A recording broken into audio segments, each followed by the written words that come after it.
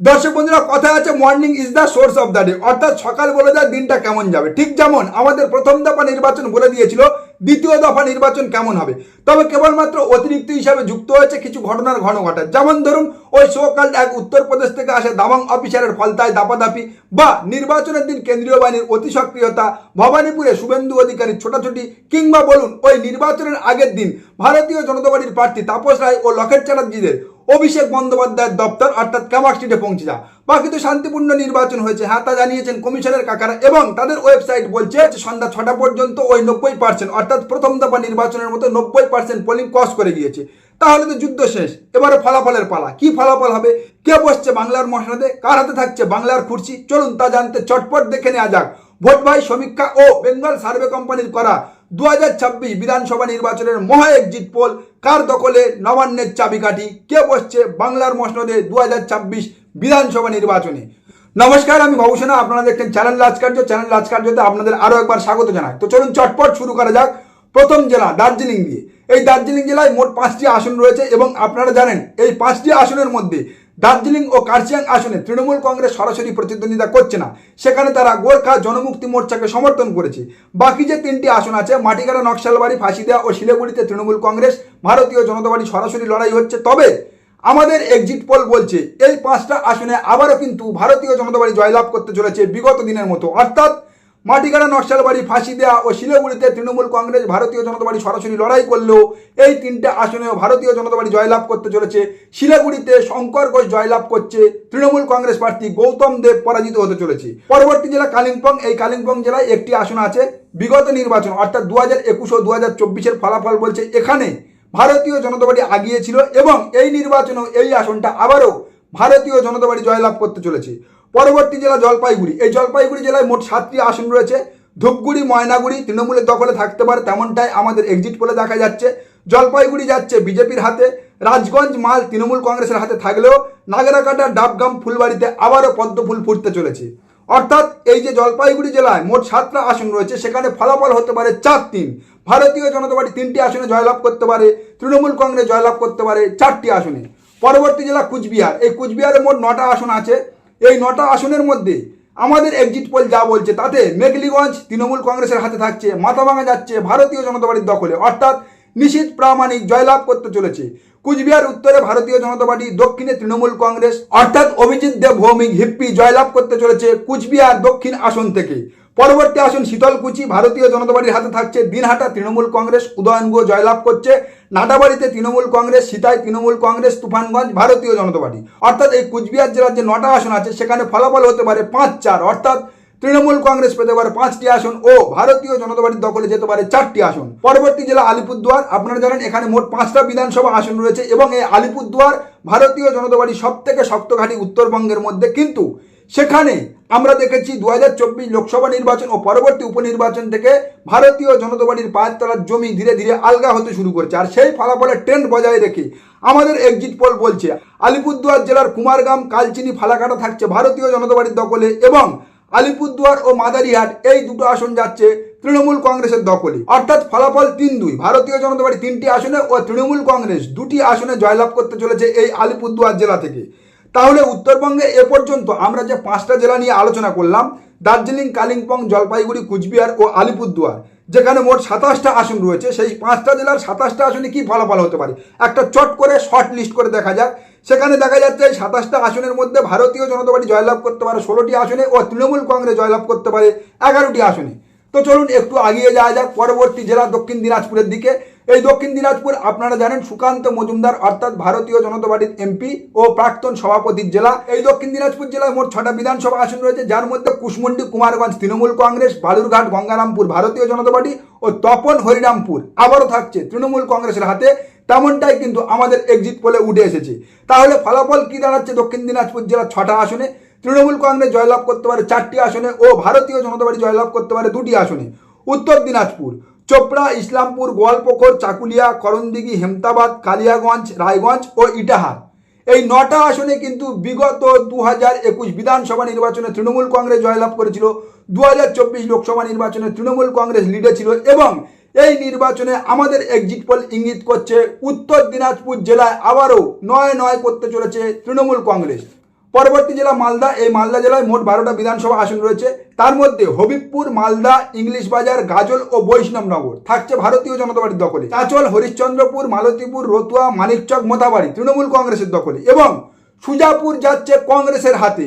সুজাপুরে কংগ্রেস জয়লাভ করতে পারে তেমনটাই কিন্তু আমাদের এক্সিট পোল ইঙ্গিত করছে। অর্থাৎ এই মালদা জেলার 12টা আসনের মধ্যে ভারতীয় জনতা পার্টি জয়লাভ করতে পারে 5টি আসনে, তৃণমূল কংগ্রেস জয়লাভ করতে পারে 6টি আসনে ও কংগ্রেস খাতা খুলছে 1টি আসনে। অর্থাৎ তাহলে এ পর্যন্ত যে 8টা জেলা নিয়ে আমরা আলোচনা করলাম, সেই 8টা জেলার 54টা আসনের মধ্যে দেখা যাচ্ছে তৃণমূল কংগ্রেস আগিয়ে রয়েছে 30টি আসনে, ভারতীয় জনতা পার্টি আগিয়ে রয়েছে 23টি আসনে ও কংগ্রেস খাতা খুলেছে 1টি আসনে। পরবর্তী জেলা মুর্শিদাবাদ, 22টা আসন রয়েছে। এই মুর্শিদাবাদের 22টা আসনের মধ্যে মুর্শিদাবাদ ও বড়োয়া ভারতীয় জনতা পার্টি জয়লাভ করতে চলেছে। বহরমপুর, সাগরদিঘিতে কংগ্রেস জয়লাভ করতে চলেছে। ডোমকলে সিপিএম খাতা খুলছে। অর্থাৎ ডোমকল বিধানসভা থেকে 2026 বিধানসভা নির্বাচনে পশ্চিমবঙ্গ বিধানসভায় এন্ট্রি নিচ্ছে CPIM মার্ক্সবাদী communist party. রেজিনগরে Humayun Kabir জয়লাভ করতে পারে তেমনটাই ইঙ্গিত উঠে এসেছে এবং বাকি যে 16টা আসন রয়েছে সেই 16টা আসনে তৃণমূল কংগ্রেসের আবারও ঘাসফুল ফুটতে পারে তেমনটাই আমাদের এক্সিট পোল ইঙ্গিত করছে। অর্থাৎ সব মিলিয়ে যা দেখা যাচ্ছে, এই মুর্শিদাবাদ জেলার 22টা আসনে 2টি আসন থাকছে ভারতীয় জনতা পার্টির দখলে। বহরমপুর, সাগরদিঘি অর্থাৎ 2টি আসন যাচ্ছে কংগ্রেসের দখলে। ডোমকল বামেদের হাতে, রেজিনগর হুমায়ুন কবিরের হাতে ও 16টা আসন তৃণমূল কংগ্রেসের হাতে। পরবর্তী জেলা নদিয়া। এই নদিয়া জেলার মোট 17টা বিধানসভা আসন রয়েছে। তার মধ্যে করিমপুর, তেহট্ট, পলাশিপাড়া, নাকাশিপাড়া, কালীগঞ্জ, চাপড়া, নবদ্বীপ, শান্তিপুর, হরিণঘাটা ও কৃষ্ণনগর দক্ষিণ তৃণমূল কংগ্রেস জয়লাভ করতে চলেছে। আবারও বলছি, করিমপুর, তেহট্ট, পলাশিপাড়া, নাকাশিপাড়া, কালীগঞ্জ, চাপড়া, নবদ্বীপ, শান্তিপুর, হরিণঘাটা ও কৃষ্ণনগর দক্ষিণ আসনে তৃণমূল কংগ্রেস জয়লাভ করতে চলেছে নদিয়া জেলা থেকে। এবং ভারতীয় জনতা পার্টি কৃষ্ণনগর উত্তর, রানাঘাট উত্তর পশ্চিম, রানাঘাট উত্তর পূর্ব, রানাঘাট উত্তর দক্ষিণ, কৃষ্ণগঞ্জ, কল্যাণী ও চাকদা আসনে জয়লাভ করতে পারে তেমনটাই আমাদের এক্সিট পোল ইঙ্গিত করছে। অর্থাৎ নদিয়া জেলার 17 আসনে 10-7 ফলাফল হতে চলেছে। তৃণমূল কংগ্রেস জয়লাভ করতে চলেছে 10টি আসনে ও ভারতীয় জনতা পার্টি জয়লাভ করতে পারে 7টি আসনে। তাহলে এ পর্যন্ত যে 10 জেলা অর্থাৎ উত্তরবঙ্গের 10 জেলা 93টি আসন নিয়ে আলোচনা হলো, তার মধ্যে দেখা যাচ্ছে তৃণমূল কংগ্রেস আগিয়ে রয়েছে 56টি আসনে, ভারতীয় জনতা পার্টি আগিয়ে রয়েছে 32টি আসনে, কংগ্রেস আগিয়ে রয়েছে 3টি আসনে, সিপিআইএম 1টিতে ও হুমায়ুন কবির 1টিতে। চলুন আগে যাওয়া যাক বাঁকুড়াতে। জেলা বাঁকুড়া, এখানে মোট 12টা আসন। শালতোড়া, ছাতনা, বাঁকুড়া, ওন্দা, সোনামুখী, বিষ্ণুপুর ভারতীয় জনতা পার্টি জয়লাভ করতে পারে তেমনটাই ইঙ্গিত পাওয়া যাচ্ছে। আবারও বলছি, শালতোড়া, ছাতনা, বাঁকুড়া, ওন্দা, সোনামুখী, বিষ্ণুপুর ভারতীয় জনতা পার্টি জয়লাভ করতে পারে। রানীবাঁধ, রায়পুর, তালডাংরা, বড়জোড়া, কতুলপুর, ইন্দাস তৃণমূল কংগ্রেসের হাতে থাকছে। অর্থাৎ এই বাঁকুড়া জেলার 12 আসনে 6-6 ফলাফল হতে পারে। ভারতীয় জনতা পার্টি জয়লাভ করতে পারে 6টি আসনে ও তৃণমূল কংগ্রেসের হাতে থাকতে পারে 6টি আসন। পরবর্তী জেলা ঝাড়গ্রাম।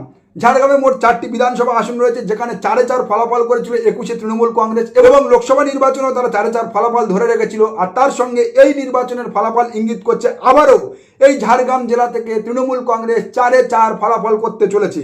পরবর্তী জেলা পুরুলিয়া। 9টা বিধানসভা আসন রয়েছে, যার মধ্যে পাড়া, বলরামপুর, পুরুলিয়া ভারতীয় জনতা পার্টি জয়লাভ করতে পারে। বান্দোয়ান, বাঘমুন্ডি, জয়পুর, মানবাজার, কাশীপুর, রঘুনাথগঞ্জ তৃণমূল কংগ্রেসের হাতে থাকছে।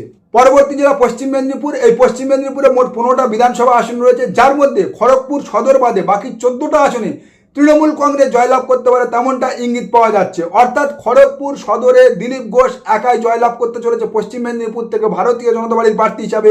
বাকি 14টা আসনে তৃণমূল কংগ্রেস জয়লাভ করতে চলেছে তেমনটাই কিন্তু আমাদের এক্সিট পোল ইঙ্গিত করছে। পরবর্তী জেলা পূর্ব মেদিনীপুর, সব থেকে ইন্টারেস্টিং জেলা এবং এখানকার নন্দীগ্রাম সবার নজরে। তো এই পূর্ব মেদিনীপুরে মোট 16টা বিধানসভা আসন রয়েছে, যার মধ্যে তমলুক, ময়না, হলদিয়া, কাঁথি উত্তর, কাঁথি দক্ষিণ, খেজুরি ও নন্দীগ্রামে ভারতীয় জনতা পার্টি জয়লাভ করতে চলেছে। অর্থাৎ নন্দীগ্রামে শুভেন্দু অধিকারী জয়লাভ করতে পারে তেমনটাই ইঙ্গিত কিন্তু আমাদের এক্সিট পোলও বলছে। তো বাকি পাঁশকুড়া পূর্ব, পাঁশকুড়া পশ্চিম, নন্দকুমার, মহিষাদল, চণ্ডীপুর, পটাশপুর, ভগবানপুর, রামনগর ও এগরা তৃণমূল কংগ্রেসের দখলে থাকছে। অর্থাৎ এই পূর্ব মেদিনীপুর জেলায় যে 16টা বিধানসভা আসন রয়েছে, তার মধ্যে আমাদের এক্সিট পোল বলছে 7টা আসনে ভারতীয় জনতা পার্টি জয়লাভ করতে পারে ও 9টা আসনে তৃণমূল কংগ্রেস জয়লাভ করতে পারে এবং নন্দীগ্রাম থেকে শুভেন্দু অধিকারী শেষ হাসি হাসতে পারে। পরবর্তী জেলা পূর্ব বর্ধমান। এই পূর্ব বর্ধমানে মোট 16টা বিধানসভা আসন রয়েছে, কেবলমাত্র সেখানে কাটোয়া আসনটা বাদে, অর্থাৎ কাটোয়া আসনটা ছাড়া বাকি 15টা আসনে তৃণমূল কংগ্রেস জয়লাভ করতে চলেছে, তেমনটা আমাদের এক্সিট পোল ইঙ্গিত করছে। পরবর্তী জেলা পশ্চিম বর্ধমান। এই পশ্চিম বর্ধমানে মোট 9টা বিধানসভা আসন রয়েছে, যার মধ্যে দুর্গাপুর পশ্চিম ও কুলটিতে ভারতীয় জনতা পার্টি জয়লাভ করতে পারে এবং বাকি 7টা আসনে তৃণমূল কংগ্রেস জয়লাভ করতে পারে, তেমনটাই আমাদের এক্সিট পোল ইঙ্গিত করছে। অর্থাৎ অগ্নিমিত্রা পাল মহোদয় হারতে চলেছে আসানসোল দক্ষিণ থেকে, তেমনটাই কিন্তু আমাদের এক্সিট পোলে উঠে এসেছে। এবং তার সঙ্গে সঙ্গে পাণ্ডবেশ্বর আসন থেকে তৃণমূল কংগ্রেসের প্রার্থী নরেন্দ্রনাথ চক্রবর্তী সর্বাধিক মার্জিনে জয়লাভ করতে পারে, পশ্চিম বর্ধমান জেলার সর্বাধিক মার্জিনে জয়লাভ করতে পারে, তেমনটাই আমাদের এক্সিট পোলে উঠে এসেছে। পরবর্তী জেলা বীরভূম। এই বীরভূমে 11তে 11 ফলাফল হতে চলেছে, যা বিগত দিনে ছিল তা বর্তমানেও হতে চলেছে। অর্থাৎ সিউড়ি আসন থেকে ভারতীয় জনতা পার্টির প্রার্থী জগন্নাথ চ্যাটার্জি হারতে চলেছে। পরবর্তী জেলা হাওড়া। এই হাওড়া জেলায় মোট 16টা বিধানসভা আসন রয়েছে, যার মধ্যে কেবলমাত্র হাওড়া উত্তরটা বাদ দিলে বাকি 15টা আসনে কিন্তু তৃণমূল কংগ্রেস জয়লাভ করতে চলেছে, তেমনটাই আমাদের এক্সিট পোল ইঙ্গিত করছে। অর্থাৎ হাওড়া উত্তরে তৃণমূল কংগ্রেস পরাজিত হতে পারে, তেমনটাই আমাদের এক্সিট পোলে উঠে এসেছে। পরবর্তী জেলা হুগলি। এই হুগলিতে মোট 18টা বিধানসভা আসন রয়েছে, যার মধ্যে পুরসুরা, গোঘাট ও খানাকুলে ভারতীয় জনতা পার্টি জয়লাভ করতে চলেছে এবং বাকি 15টা আসনে তৃণমূল কংগ্রেস তার জয়ের হাসি ধরে রাখছে। অর্থাৎ আরামবাগ আসন ভারতীয় জনতা পার্টির হাতছাড়া হচ্ছে, যা বিগত দিনে অর্থাৎ 21-এর নির্বাচনে ভারতীয় জনতা পার্টি জয়লাভ করেছিল। তার সঙ্গে সঙ্গে তারকেশ্বরে হচ্ছেটা কি সাংবাদিক সন্তু পান পরাজিত হতে চলেছে ও চুচুড়া বিধানসভা থেকে দেবাংশু ভট্টাচার্য জয়ী হচ্ছে, তেমনটাই কিন্তু আমাদের এক্সিট পোলে একেবারে স্পষ্ট পরিষ্কার ফলাফল উঠে এসেছে। পরবর্তী জেলা কলকাতা। কলকাতাতে 11-11 ফলাফল, অর্থাৎ বিগত দিনে তৃণমূল কংগ্রেস যে ফলাফল করেছিল সেই ফলাফল ধরে রাখছে। কলকাতাতে ভারতীয় জনতা পার্টি কোনোভাবে দাঁড়া ফোটাতে পারছে না ও ভবানীপুর আসন থেকে মমতা বন্দ্যোপাধ্যায় 45 থেকে 50,000 মার্জিনে জয়লাভ করতে পারে, তেমনটাই কিন্তু আমাদের এক্সিট পোলে উঠে এসেছে। তো পরবর্তী জেলা দক্ষিণ চব্বিশ পরগনা। দক্ষিণ চব্বিশ পরগনায় 31-31 বিগত 2021 বিধানসভা নির্বাচনে এখানে 31 ফলাফল হয়েছিল। অর্থাৎ ভাঙড় আসন থেকে কেবলমাত্র আইএসএফ প্রার্থী নওশাদ সিদ্দিকী জয়লাভ করেছিল, কিন্তু আমাদের এক্সিট পোল বলছে এবারে দক্ষিণ চব্বিশ পরগনা জেলায় 31-31 ফলাফল হতে চলেছে। অর্থাৎ দক্ষিণ চব্বিশ পরগনা বিরোধী মুক্ত হচ্ছে ও আইএসএফ প্রার্থী নওশাদ সিদ্দিকী ভাঙড় আসন থেকে পরাজিত হতে চলেছে।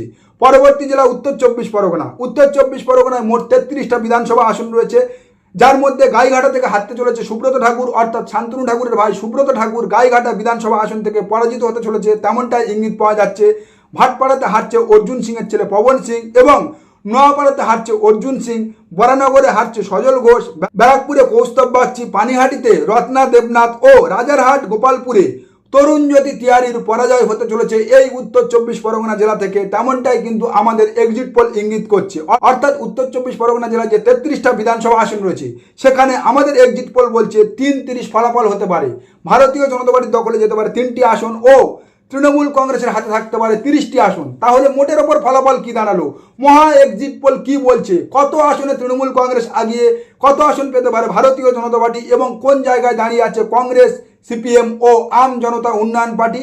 সব মিলিয়ে আমাদের এক্সিট পোলের এই মুহূর্তের ব্রেকিং, আম জনতা উন্নয়ন পার্টি পেতে পারে পশ্চিমবঙ্গ বিধানসভা নির্বাচনে 1টি আসন, সিপিআইএম খাতা খুলতে পারে 1টি আসন থেকে, কংগ্রেস পেতে পারে 3টি আসন, ভারতীয় জনতা পার্টি পেতে পারে 57 অর্থাৎ 57 আসন ও তৃণমূল কংগ্রেস 232 আসনে জয়লাভ করতে চলেছে ও মমতা বন্দ্যোপাধ্যায় চতুর্থবারের জন্য বাংলার মসনদে বসছে।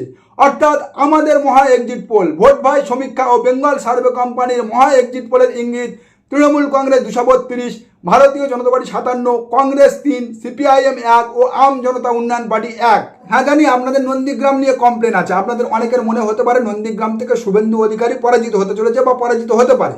হ্যাঁ, সেখানে আর্গুমেন্টের তো কোনো জায়গা নেই, কারণ আমরা আপনাদেরকে বারবার বলেছি আমরা আপনাদের সামনে বিভিন্ন সমীক্ষা সংগঠনের কাছ থেকে সমীক্ষা কিনে নিয়ে তা তুলে ধরি, তাদের মতামত তুলে ধরি, সেখানে আমাদের ব্যক্তিগত কোনো মতামত নেই। আর আজকের যে এক্সিট পোল তুলে ধরলাম আপনাদের সামনে তা ভোট ভাই সমীক্ষা ও বেঙ্গল সার্ভে কোম্পানির যৌথ এক্সিট পোল।